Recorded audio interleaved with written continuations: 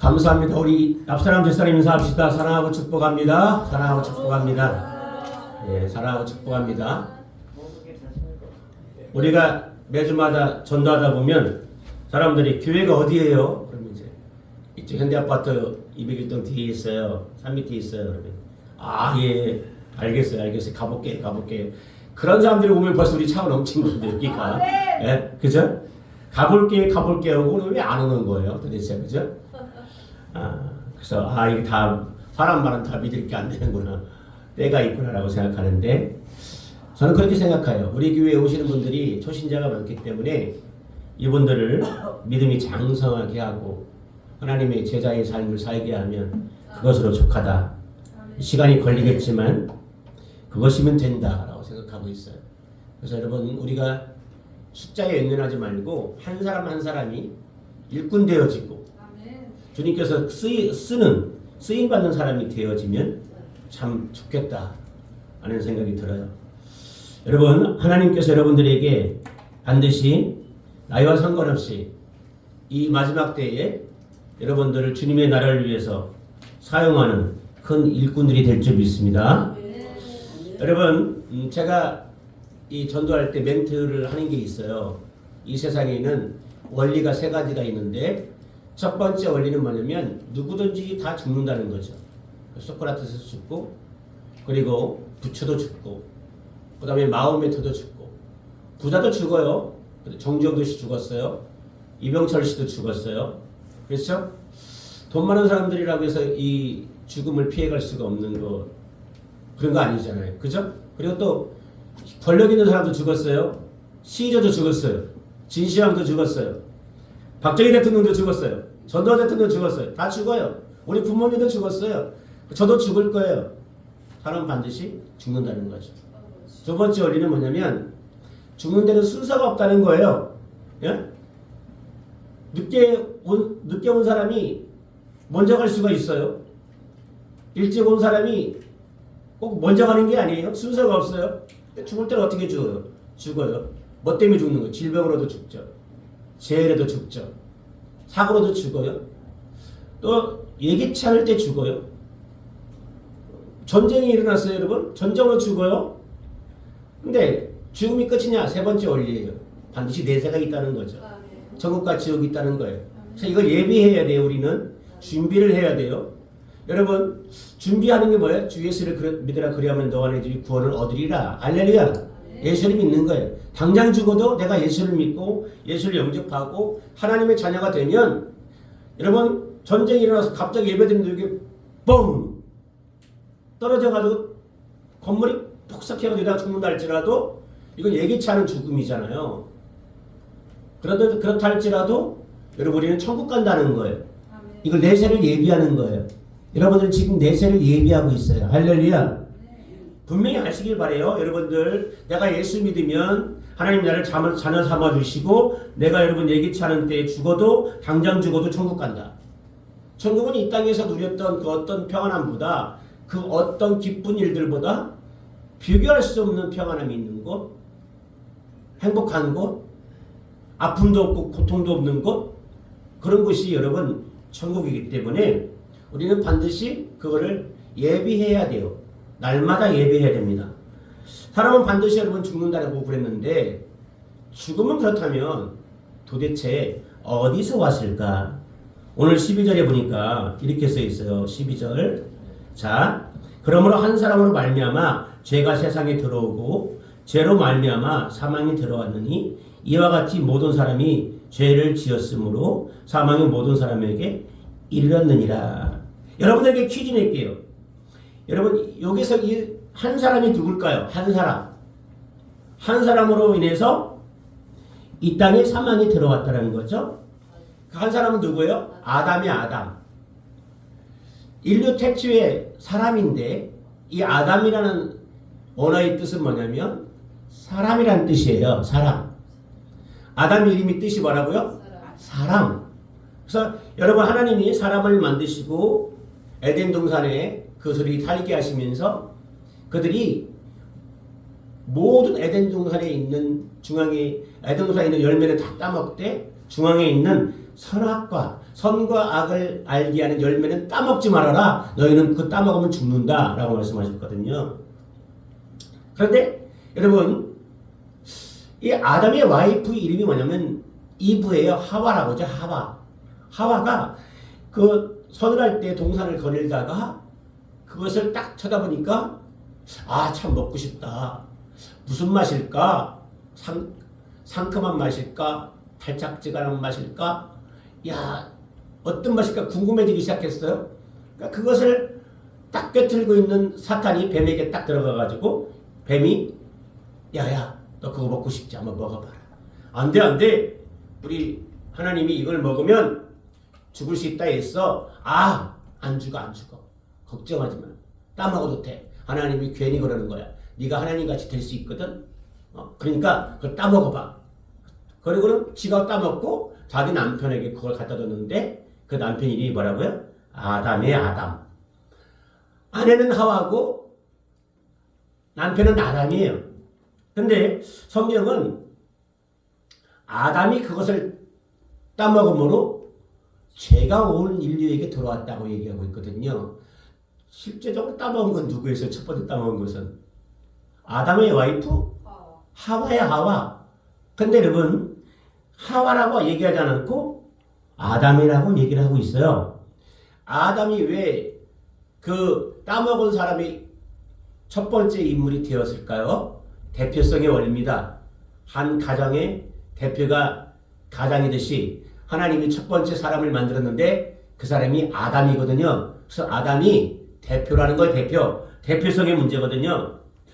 여러분 그로 인해서 죄가 인간에게 들어왔어요. 창세기 2장 16절에 한번 찾아봅시다. 창세기로 가봐요. 창세기는 여러분 성경의 맨 앞에 있어요. 맨 앞에 구약의 맨 앞에 창세기 2장 16절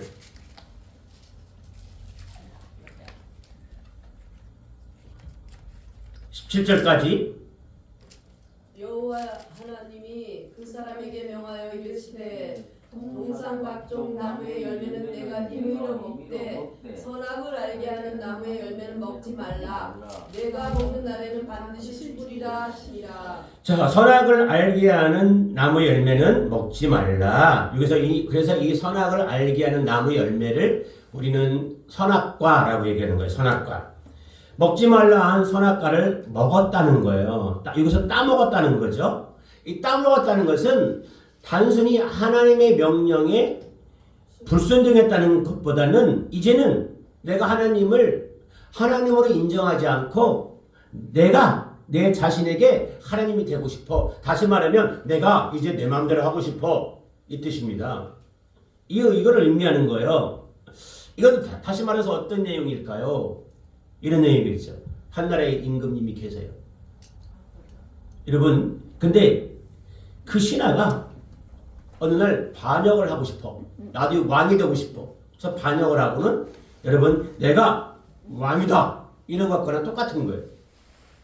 이게 선악과를 따먹은 의미예요. 이것을 죄라는 거예요. 이 죄의 결과 무엇이 왔다? 죽음이 왔다라는 거. 죽음이 왔다. 창세기 2장을 보니까 여러분 지금 2장 16절 17절 읽었지만 2장에 보니까 하나님께서 사람을 창조하실 때 하나님의 형상대로 창조하셨다. 하나님의 형상대로 흙으로 빚으셨어요. 그래서 우리 인간이 죽으면 우리 인간을 하나님이 흙으로 빚었기 때문에 우리는 흙으로 돌아가는 거예요. 흙으로. 이해되시죠? 왜 우리가 흙이 되지? 우리 이 체질이 뭐예요? 이 체질이. 예? 이 체질이 뭐예요? 흙이 흙. 그래서 여러분 우리가 이장을 하거나 그럴 때 열어보면 형세는 어떻게 돼요? 온데간데 없어지고 흙이 되어 있잖아요. 그리고 뭐만 남아있어요? 뼈만 남아있지. 뼈. 이게 흙 재료가. 그래서 여러분 인간을 창조할 때 하나님의 형상대로 창조하셨다고 말씀하고 있는데 그렇다면 우리 인간에게 주님이 창조할 때 그 처음에 형태는 어떻다? 사람에게 죽음이 온다 안 온다? 없었다. 왜냐면 우리 주님은 죽음이 없으신 분이에요. 그래서 우리 하나님의 형상대로 창조한 우리 사람도 그 당시 죽음이라는 것은 전혀 없었어요. 근데 왜 인간이 죽어야 될까요? 왜 인간이 죽어야 될까요? 죄가 인간 속에 들어왔기 때문에 죽는 거예요. 주님이 네가 이 선악과를 따먹으면 어떻게 다? 어떻게 된다? 반드시 죽으리라. 반드시 죽으리라. 말씀하셨거든요. 근데 사탄은 안 죽어 걱정하지 마 걱정 따먹어도 돼. 이거에 속은 아담이 그걸 먹은 거죠. 그러니까 여러분 그것을 먹은 것이 그게 죄라는 거예요. 그러므로 말미암아 우리 인간에게는 죄가 들어오게 되고 죽음이라는 게 있게 된 존재가 된 거예요. 죄가 인간 속에 들어왔기 때문에 죄가 죽음을 가지고 들어온 거예요. 그냥 들어온 게 아니라 무엇을 가지고 들어왔어요? 죽음을 가지고 들어왔어요. 그러니까 여러분 창세기 3장 19절에 보니까 너는 흙이니 흙으로 돌아갈 것이니라. 자, 3장으로 가봐요. 창세기 3장 19절.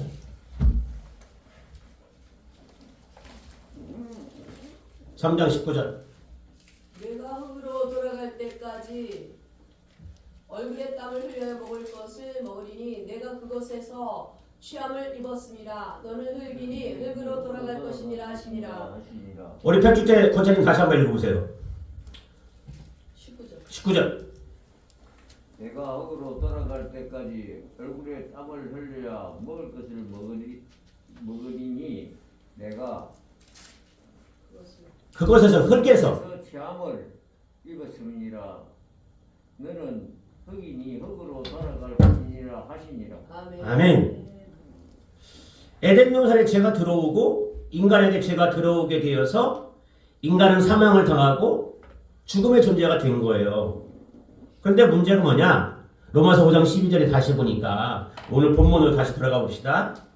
오늘 본문을 보니까 본문 5장 12절을 보니까 그러므로 한 사람으로 말미암아 죄가 세상에 들어오고 죄로 말미암아 사망이 들어왔나니 여러분 여기까지 생각해 보면 별 문제가 없잖아요. 왜? 아담이 먹지 말라는 이 선악과의 열매를 따먹었으니까 그 죄의 결과 다 죽는다. 이거 여러분 이건 당연한 것 같아요. 그죠? 아담이 먹지 말라는 선악과를 따먹었으니까 그 죄의 결과 죽는다. 그런데 그 다음 구절이 뭐예요?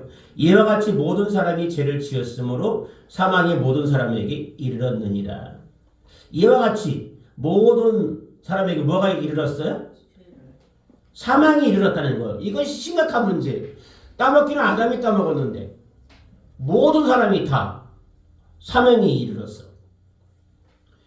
여러분 오늘 본문에 보니까 이와 같이 모든 사람이 죄를 지었으므로 사망이 모든 사람에게 이르렀다. 이 이와 같이라는 말이 성립이 됩니까? 왜 아담하고 우리를 똑같은 죄인으로 취급해요? 왜 똑같은 형벌을 우리에게 내리는 거예요? 성경은 아담의 죄가 올 인류에게 죄가 되었다라고 말하고 있거든요. 아담의 죄가 어떻게 온 인류의 죄가 될 수 있냔 말이에요. 여러분 아담이 죄를 지을 때 우리도 함께 죄를 지었다는 해석이 나오는데 아담이 죄 짓는 자리에 우리가 함께 있었다. 아담이 죄 짓는 자리에서 우리가 함께 죄를 지었다. 그 결과 아담이 하나님께 받은 벌을 우리가 함께 받았다. 이런 해석이거든요. 이게 성경적인 옳은 해석이에요. 아담 혼자 지었는데 성경적인 해석은 뭐냐? 우리도 함께 죄를 지었다라는 해석이에요. 오늘 12절에 이와 같이 모든 사람이 죄를 지었으므로 19절 한번 봅시다. 19절 5장 19절 한 사람이 순종하지 아니하고 많은 사람이 죄인 된 것 같이 한 사람이 순종하심으로 많은 사람이 의인이 되리라. 한 사람이 순종하지 아니함으로 많은 사람이 죄인 된 것 같이라고 써 있잖아요. 죄를 지었으므로 5장 12절에 모든 사람이 죄를 지었으므로 나오죠. 그 다음에 19절에 죄인 된 것 같이 죄를 지었고 죄인 되었대요. 이거 일회성 단순 과거거든요. 여러분 딱 한 번의 과거에 죄를 지었단 말이에요. 딱 한 번. 죄를 딱 한 번 죄를 지었다는 거죠. 언제? 과거에. 지은 죄를 말하고 있는 거예요. 아담의 죄가 딱 한 번 지었어요. 한 번 지은 죄를 말하고 있는 거예요. 근데 그 한 번 지은 그 죄가 우리의 죄가 됨을 나타내고 있는 거예요. 이걸 뭐라고 얘기하냐면 신학적으로 따라서 얘기합시다. 원죄. 원죄. 이 아담이 지은 죄를 그래서 우리는 원죄라고 얘기하는 거예요. 다시 한번요. 원죄. 예, 굉장히 중요한 거거든요. 그래서 우리는 여러분 매일매일 자범죄를 회개하지만 우리 안에 여러분 이 원죄가 흐르고 있었어요. 원죄. 근데 이 원죄를 하나님이 딱 끊어줬어. 언제 끊어줬을까? 예수 그리스도를 십자가에 내어주시고 우리가 예수 그리스도를 믿음으로 고백을 하면 그리고 그분을 영접하면 우리 원죄까지도 딱 끊어져 버리는 거예요. 이해되십니까? 여러분 이거 받아들이기 쉬운 교리예요? 어려운 교리예요? 받아들이기 어려운 교리일 수도 있어요. 여러분들은. 그렇지만 분명히 부인할 수가 없어요. 우리가 아담과 함께 죄를 지었다? 이해할 수 있어요? 그때는 내가 태어나지도 않았는데 그런데 성경은 그럼에도 불구하고 우리가 아담과 함께 죄를 지었다는 거예요. 증거가 있어요. 증거가. 우리가 아담과 함께 죄를 지었다는 증거. 그게 뭐라고요, 여러분? 앞에 서두에서 제가 말씀드렸는데 이 세상의 세 가지 원리 중에 첫 번째, 모든 사람은 다 죽는다. 죽음이 증거예요. 죽음. 아담만 죽는 게 아니잖아요. 우리도 죽잖아요. 뭐 때문에 죽은 거예요? 죄가 우리 안에 들어올 때 무엇을 갖고 들어왔어요? 죽음이라는 것을 갖고 들어왔어요. 죽음이 우리를 끌고 가는 것을 보면 우리도 지금 아담과 함께 죄를 지은 것을 증명하고 있는 거예요. 죽음은 하나님이 아담에게 내리신 벌인데 여러분 우리도 같은 죄를 범했기 때문에 벌을 받은 거죠. 어린아이가 태어나서 몇 시간 만에 죽기도 하고 며칠 만에 죽기도 하고 몇 달 만에 죽기도 해요. 여러분 여러 가지 이유 때문에 아이들이 죽어요. 지난주에 얘기했던 것처럼 태어난 뒤에 4개월 만에 부모의 학대에 의해서 죽는 어린아이도 있고 여러 가지 이유 때문에 죽지만 근원을 보면 죄 때문에 죽는 거예요. 사람은 원래 죽게 안 돼 있었어요. 그런데 선악과를 따먹은 그것이 죄가 되어서 사람은 하나님이 말씀하신 대로 죽는 거예요. 여러분 그렇기 때문에 인간은 죄인입니다. 이 세상에 아무리 도덕군자를 살아도 여러분 우리에게는 원죄라는 게 있어요. 모든 인간에게는. 언제? 이것이 언제 범한 죄예요? 아담의 죄를 범할 때. 여러분 우리도 동참했다는 거예요. 또 하나 증거가 있어요. 첫 번째 증거는 죽음이었다면 우리가 죄인이란 두 번째 증거는 뭐냐면 우리 역시 하나님으로 인정하지 않는다는 거예요. 자 그러면 왜 하나님은 아담이 죄를 지을 때 우리도 그 자리에 동참했다고 할까요? 그것은 하나님께서 아담을 창조하실 때 하나님을 인류의 대표로 임명하신 거예요. 아까 제가 대표성을 얘기했죠. 하나님께서 아담을 창조하실 때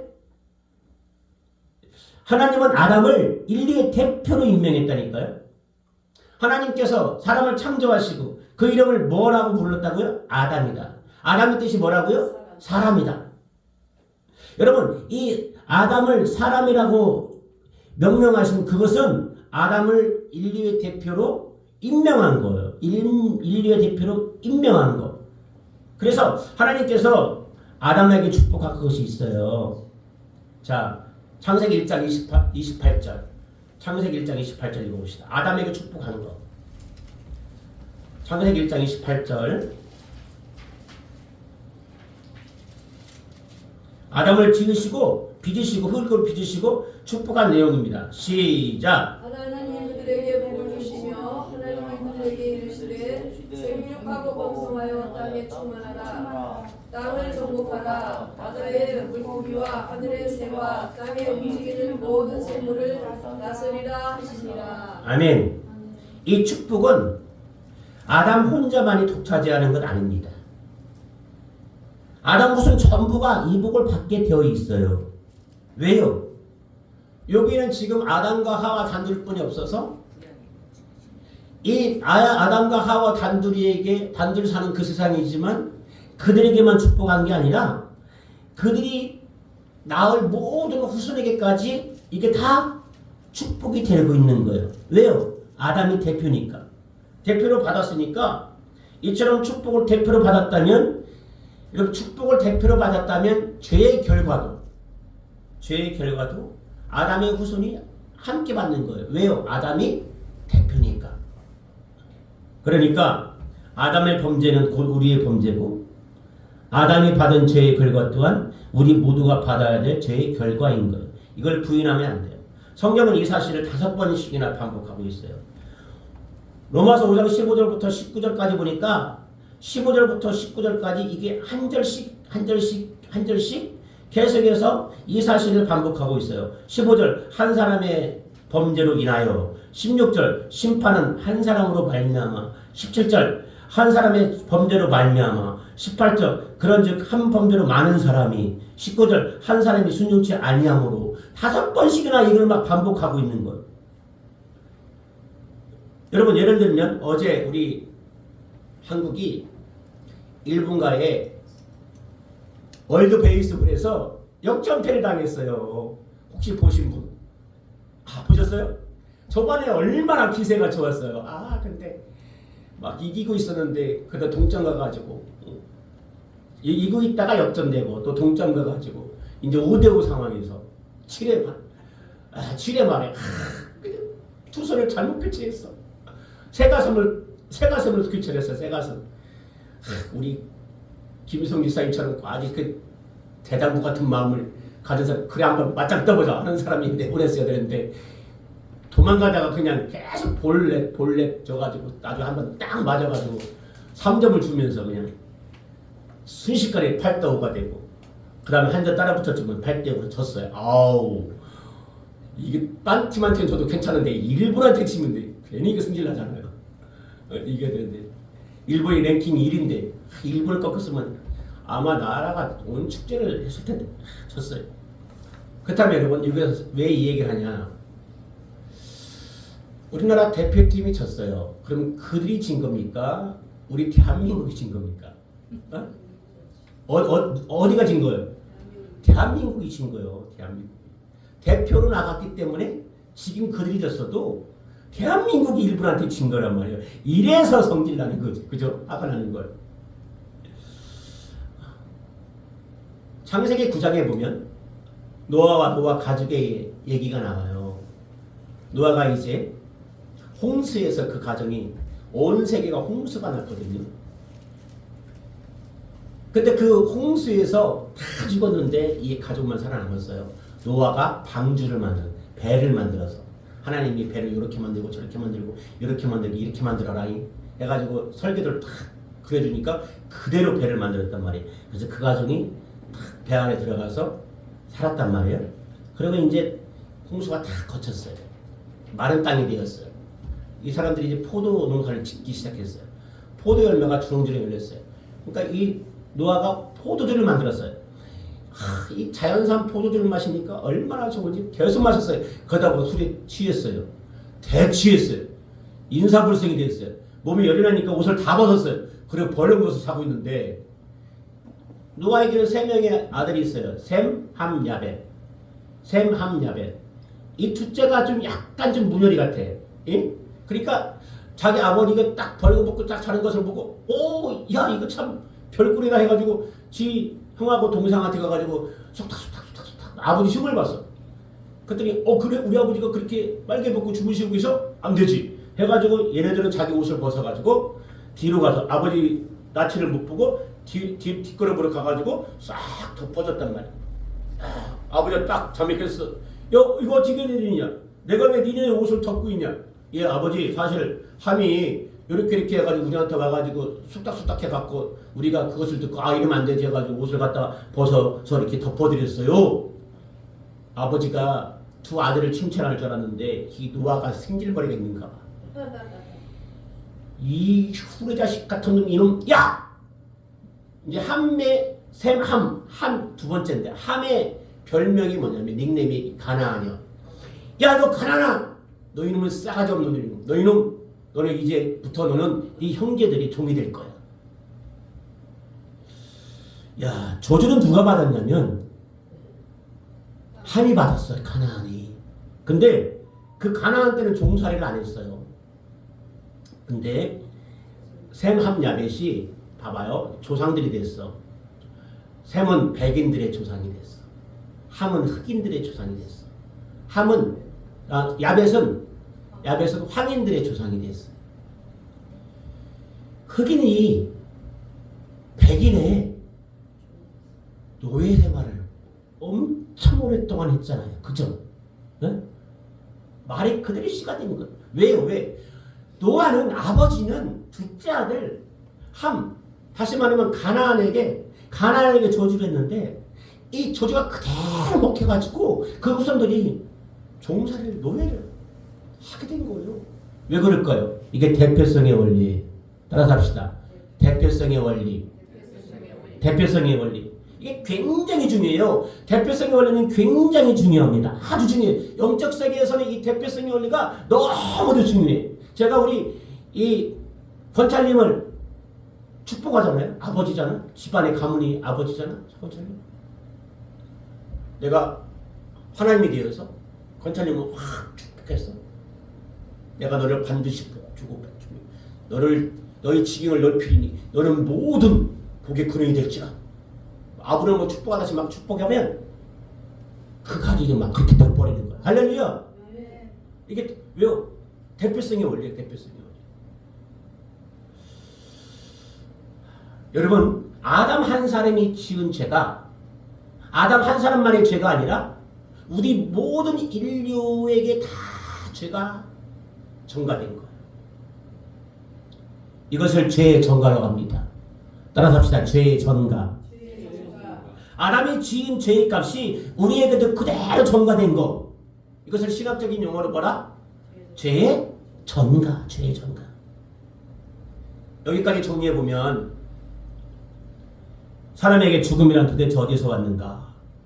한 사람으로 말미암아 죄가 세상에 들어오고 죄로 말미암아 사망이 왔고 죽음이 들어왔다라고 결론 내릴 수 있죠. 여기 한 사람은 누구다? 아담이다.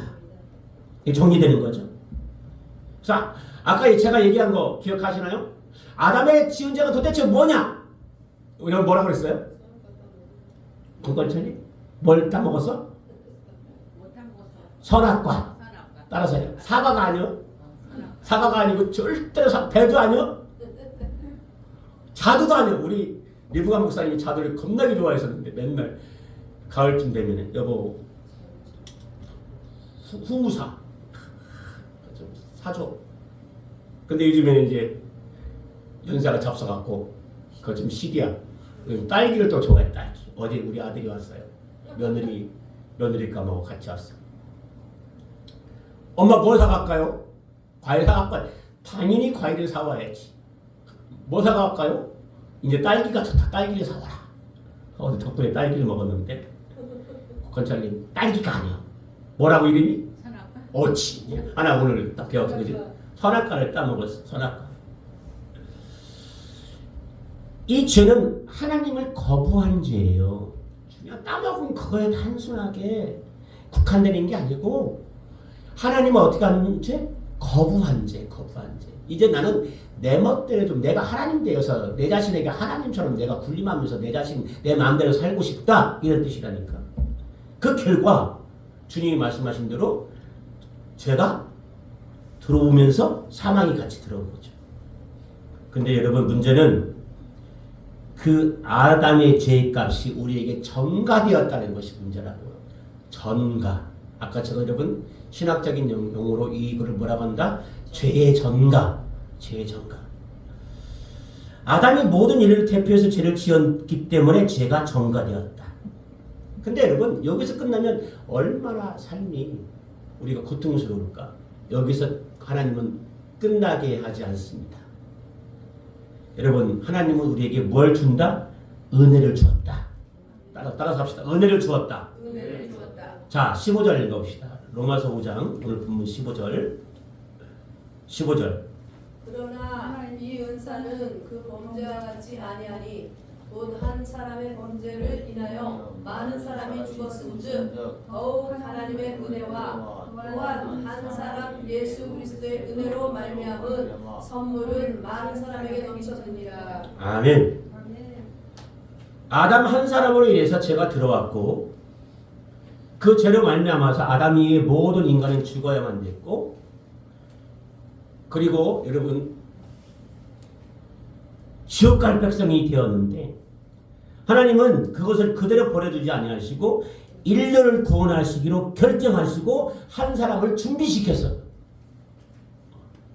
그분이 누구다? 예수 그리스도. 예수 그리스도시다. 아멘. 그분이 누구라고요, 권찰님? 예수 그리스도다. 예수 그리스도. 그래서 로마서 5장 15절 이하에는 한 사람 아담과 대조해서 또 한 사람 예수 그리스도를 반복적으로 말씀하고 있어요. 한 사람 아담으로 말미암아 온 인류는 죽음의 존재가 되었지만 하나님께서는 그들을 그대로 버려두지 아니하시고 또 한 사람 하나님의 아들 예수 그리스도를 보내심으로 말미암아서 온 인류를 구원코자 하신 것이다. 자 16절 한번 읽어봐요. 16절 시작. 또 이 선물은 범죄한 한 사람으로 말미암은 것과 같지 아니하니 심판은 한 사람으로 말미암아 정죄에 이르렀나 은사는 많은 범죄로 말미암아 의롭다 하심의 이름이니라. 자, 첫째 아담 한 사람으로 인해서 모든 인간은 죄인으로 도장을 빵빵 찍혔단 말이에요. 정죄에 이르렀어요. 참 받아들이기 어려운 사실이죠. 왜 그렇습니까? 그 한 사람이 지은 죄를 왜 내가 죄인 되어야 되는가 하는 것, 그거 참 받아들이기 어려웠어요. 그런데 또 다른 한 가지가 있어요. 내가 아무것도 한 것이 없는데 의인 되었다는 거예요. 의인. 내가 아무것도 한 것이 없어. 저 사람이 잘했는데 저 사람이 잘했는데 내가 의인 되었어요. 저 사람이 죽었는데 내가 살았어요. 나는 아무것도 한 것이 없는데. 이거를 성경은 뭐라고 얘기하고 있느냐? 은혜다, 은사다, 선물이다라고 반복적으로 말하고 있어요. 나는 아무것도 한 것이 없는데 저 사람으로 말미암아 내가 의인 되었어요. 할렐루야. 나는 아무것도 한 것이 없는데 저 사람이 죽었는데 내가 살았어요. 이거를 성경은 은혜다, 은사다, 선물이다. 은혜는 말이죠. 받을 자격이 없는 나에게 베푸신 하나님의 후이고 사랑이고 은혜고 은사라는 거예요. 선물은 이 은혜의 구체적인 내용을 가리키는 건데 여러분 15절에 보니까 이 은사는 16절에 보니까 이 선물은 나오고 있어요. 무엇을 가리키느냐? 우리가 하나님 앞에 믿음으로 의롭다함을 받는 것을 가리켜요. 우리가 하나님 앞에 믿음으로 의롭다하는 것. 그것으로 인해 영원히 사는 생명을 얻었어요.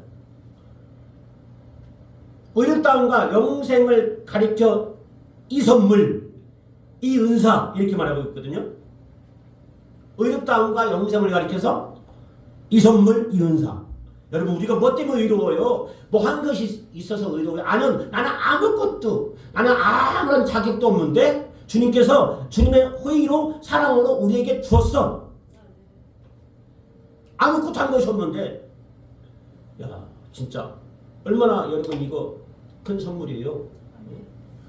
제가요 어느 날 나한테 오늘 목사님이 카톡으로 커피 2잔하고 케이크를 보내줬어. 선물이라고. 왜 보내줬지? 그랬더니 제 그 음력 생일이 2월 10 며칠이었거든요. 저는 양력으로 딱 세고 있는데 그랬더니 그게 카카오톡에 그게 뜨는가 봐. 생일로. 그래가지고 2명이서 딱딱 보내주니까 그것도 가슴이 뿌듯하더구만.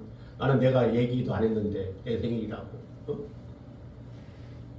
이것과 비교할 수 없는 거. 그것도 가슴이 뿌듯했는데 이거 여러분 우리가 펑펑 울고 다녀야 될 일이에요. 너무 감사해서 엄청 큰 선물을 받아가지고 나는 아무것도 한 것도 없는데 나는 아무런 받을 자격도 없는데 그럼 저 사람이 뭐를 했더니 저 사람이 나를 위해서 저 사람이 죽었더니 내가 의인되고 저 사람이 죽었더니 내가 살았어. 그 나는 지옥 갈 수 있었는데 지옥 갈 백성인데 지옥 갈 운명인데 저 사람이 죽음으로 말미암아 내가 천국 백성이 되었네. 이거 울고 다녀야 된다니까요. 너무 큰 은혜를 받아가지고 너무 큰 선물을 받아가지고 이거 울고 다녀야 돼. 여러분 이걸 영적 비밀을 반드시 여러분 깨달을 때가 와요. 여러분 그것 때문에 여러분 가슴을 팡팡 치면서 내가 죄인인데 하나님 나를 어떻게 해서 이렇게 사랑하셔서 나를 천국 백성 삼으십니까? 여러분 이거 가슴을 치고 울 때가 온다니까. 너무 감사해서 너무 큰 선물을 받아가지고 그런 날이 속히 오기를 간절히 축원합니다. 성경은 이거예요. 첫째 아담이 죄의 시발점이었다면 둘째 사람인 예수 그리스도가 죄의 마감이다. 여러분 이해돼요? 첫째 사람 아담이 죄의 시발점이었어. 둘째 사람 예수님이 죄의 마감이요. 할렐루야. 첫째 아담으로 인해서 이 땅에 온 인류에게 뭐가 들어왔어요? 죄가 들어왔다니까. 사망이 왔어요. 근데 둘째 아담 예수 그리스도를 통해서 죄에서 의롭다 하심을 받고 사망에서 생명으로 옮기게 된 거예요. 따라서 합시다. 사망에서 생명으로 옮겨진 나. 사망에서 생명으로 옮겨진 나. 누구 때문에? 예수 그리스도 때문에. 김정일 지사님 누구 때문에? 할렐루야.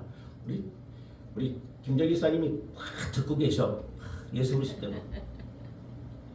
첫째 아담이 실패한 모든 것을 둘째 아담인 예수 그리스도께서 안전하게 완벽하게 회복시킨 거예요. 이게 은혜고 이게 은사고 이게 선물이다. 아멘. 그렇다면 어떻게 사망에서 생명을 옮기게 되었을까? 첫째 아담이 범죄해서 많은 사람을 죄로 물들였지만 둘째 아담 예수 그리스도는 은혜로 말미암아 십자가에서 죽으심으로 말미암아서 많은 사람들을 죽음에서 구원하는 역할을 했던 거예요. 십자가의 죽음의 사건은 많은 사람을 구원하는 역사적인 사건이라니까요. 많은 사람을. 이걸 믿으셔야 돼요. 이 구원을 우리에게 은혜로 은사로 선물로 주셨어요. 내가 만든 것이 아니에요. 내가 노력한 것이 아니에요. 구원은 하나님이 만들어주신 은혜고 은사고 선물이다. 이 은사는 돈을 주고 사는 것이 아니다. 권력이 많아서 뺏어오는 것이 아니다. 이 은사는 선물로 주어질 때 우리에게 주어지는 것이다. 할렐루야. 선물로 주어질 때 우리에게 갖게 되는 거예요. 이거 깨달으시길 바랍니다. 또 한 가지 은혜가 뭐냐면 하나님께서 우리에게 명령하신 것을 우리가 실천할 수 있도록 우리에게 힘을 주시고 늘 주님은 도와주시는 하나님이시라는 거예요. 믿으시면 아멘. 주님은 우리를 어떻게 하신다? 도와주시고 힘을 주시고 날마다 승리하게 하신다. 이게 하나님의 임재입니다. 이것을 값없이 선물로 주시는 거예요. 그런데 성경은 그 은혜를 그렇게 표현하죠. 15절 한번 읽어보겠습니다. 다 같이 다시 15절 시작. 그러나 이 은사는 그 범죄와 같지 아니하니 곧 한 사람의 범죄를 인하여 많은 사람이 죽었은즉 더욱 하나님의 은혜와 또한 한 사람 예수 그리스도의 은혜로 말미암은 선물은 많은 사람에게 넘쳐지니라. 아멘. 17절. 한 사람의 범죄로 말미암아 사망이 그 한 사람을 통하여 왕노릇하였은즉 더욱 은혜와 의의 선물을 넘치게 받는 자들은 한 번 예수 그리스도를 통하여 생명 안에서 왕노릇하리로다. 왕노릇하리로다. 20절. 율법이 들어온 것은 범죄를 더하게 하려 함이라. 그러나 죄가 더한 곳에 은혜가 더욱 넘쳤나니. 여러분 바울이 왜 이런 표현을 쓸까요? 불순종한 아담에 의해 주어진 죄와 죽음이 그 권세가 크지만 하나님의 은혜의 권세가 월등하다. 아멘. 할렐루야. 하나님의 은혜의 권세가 월등하다. 이걸 강조하고 있잖아요. 죄와 죽음의 권세를 뛰어넘는 강력함, 죄와 죽음을 뛰어넘는 풍성함, 이게 하나님의 은혜라는 거죠. 디모데전서 1장 13절에 보니까 내가 전에는 비방자요 박해자요 폭행자였으나 도리어 긍휼을 입은 것은 내가 믿지 아니할 때에 알지 못하고 행하였습니다. 이걸 누가 썼냐면 바울이 썼거든요. 나 티슈 좀 갖다 줘요. 앞에 여기 앞에 있어 앞에.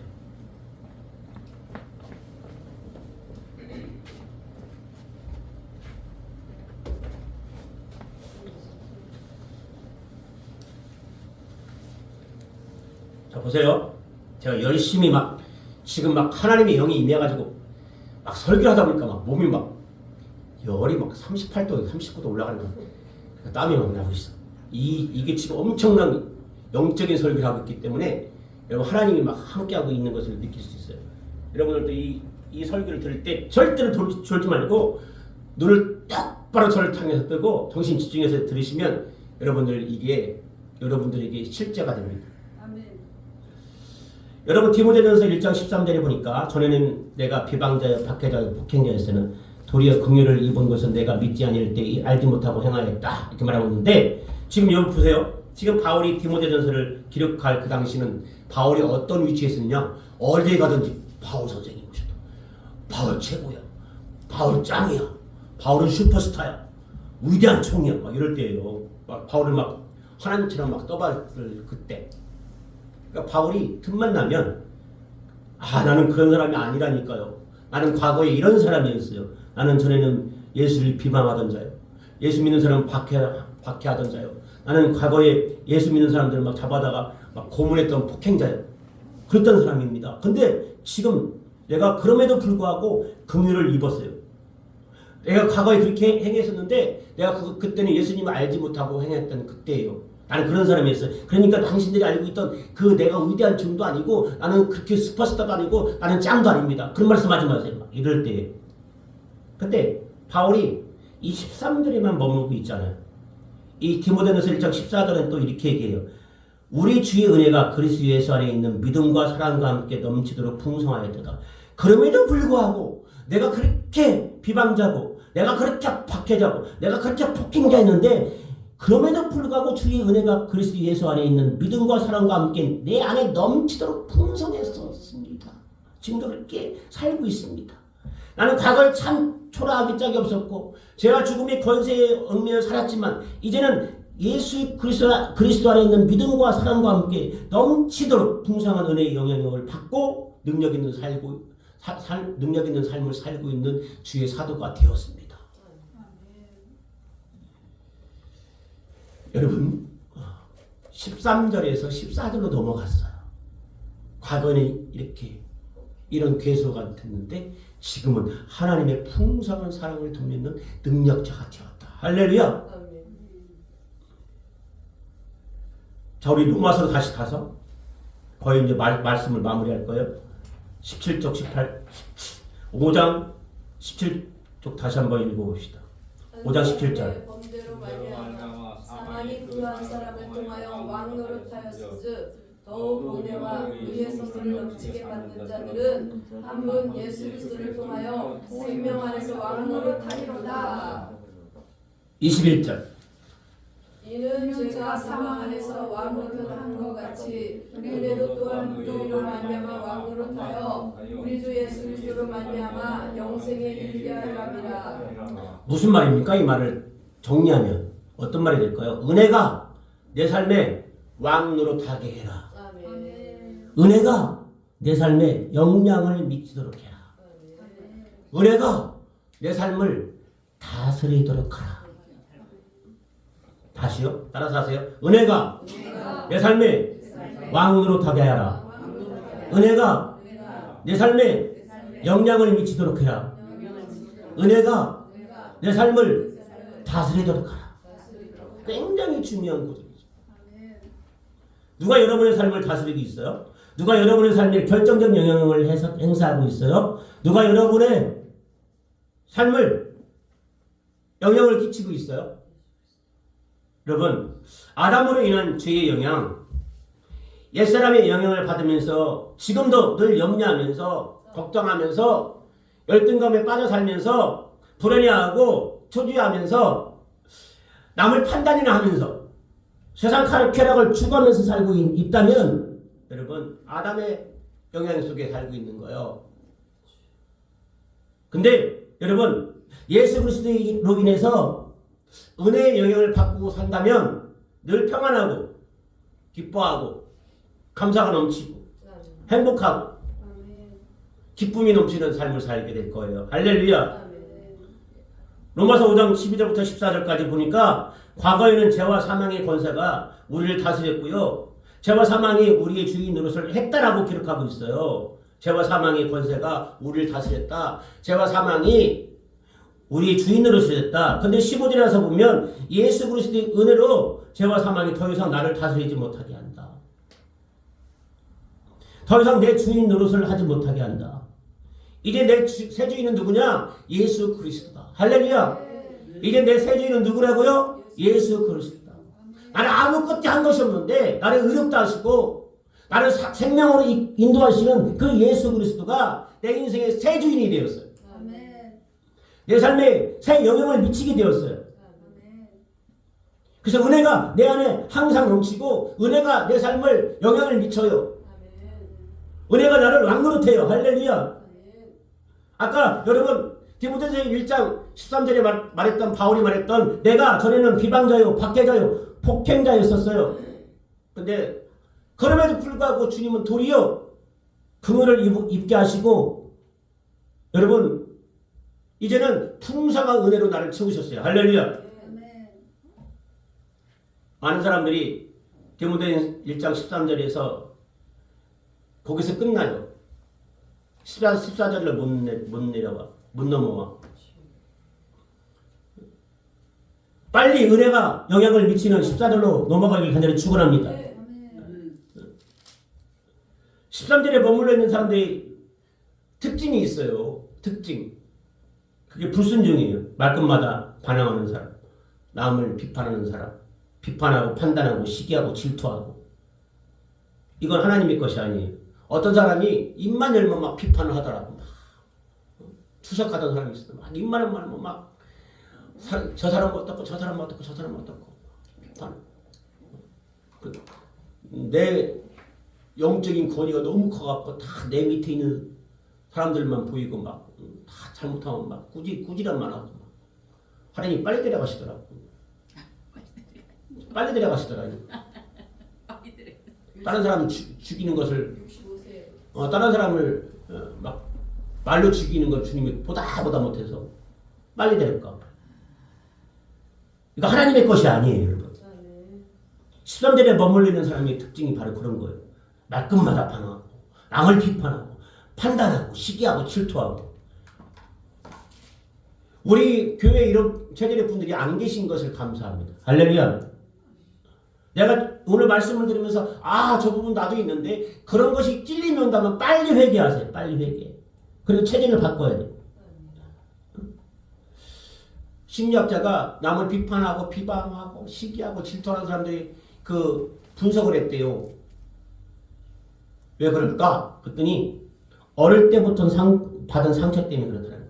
늘 자라는 가정에서 당하고 거절당하고 그래서 그 사람이 자기도 모르는 사이에 그런 체질을 갖게 되었다는 거죠. 근데 어떤 사람은 항상 푸근하고 격려하고 긍정적인 사람이 있어요. 이게 신앙적인 캐릭터잖아요. 14절로 넘어온 사람이에요. 디모데전서 1장 14절로 넘어온 사람.